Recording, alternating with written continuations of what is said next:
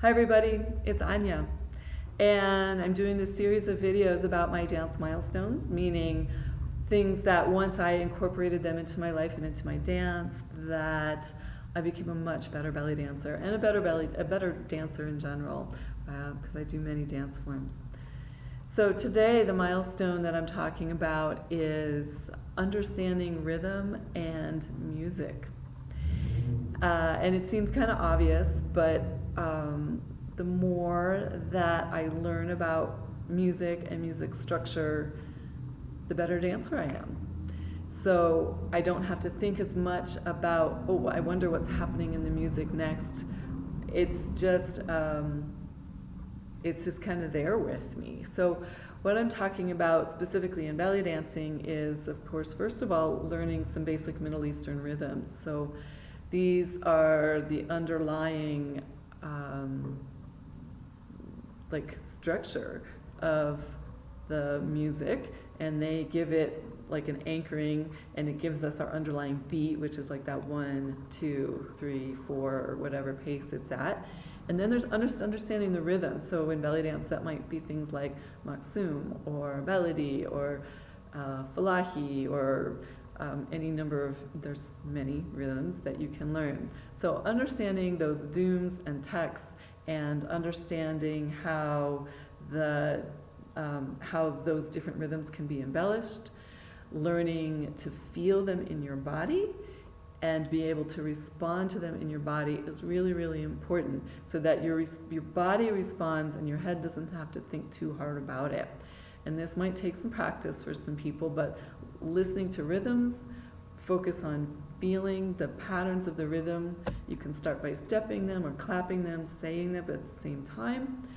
And then start learning those dooms and texts. So where you might have a big, if it's our ballady rhythm, right? Those big doom, doom, tekka, tek, doom, tekka, tek, and feeling that heaviness and lightness and the contrast in the rhythms, and allowing different body parts to feel that. And again, to find a way to respond to that, so that it starts to feel like second nature to you. So that's really important. The next thing, or one next thing I should say about music, is understanding the melody, learning to understand the different instruments, and that they have different feelings and emotional qualities. And so that you're going to respond emotionally in different ways when you're hearing different instruments. And we all probably do this instinctively anyway. If we hear a flute versus if we hear an accordion, it feels different in the body. The flute is often up here, and the accordion's a little more like juicy perhaps, and more in the torso. But again, we all feel things differently. But you're going to respond in your unique way to the feeling of those instruments.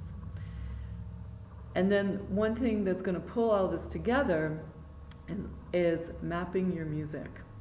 So if you're in belly dancing, it's a relatively common understanding of this term of mapping your music, which basically means listening to your music and understanding, oh, I've got 4 measures of intro, and now I've got 8 measures of this pattern, which is making my verse, and then I've got another pattern that's creating my chorus, and then I have another 8 measures of verse, and then I have a little interlude, and I'm going to call that something else. Oh, and here there's this little drum solo in here. So understanding your music in that way, and in sort of a very nuts and bolts kind of way, like how many counts, and you might want to put, what's the underlying rhythm? Which instruments are playing? Is there a voice? Are there multiple instruments at one time?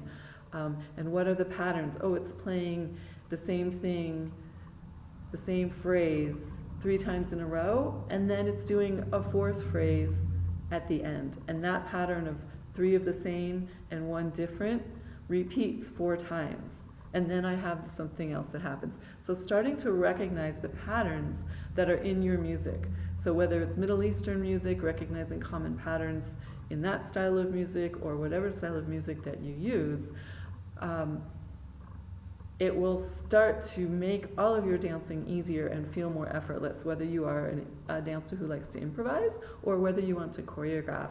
understanding that musical structure will bring it more viscerally into your being, so that it becomes more a part of you as you hear the music, and it's not such a foreign entity that's outside of you. It becomes a part of you.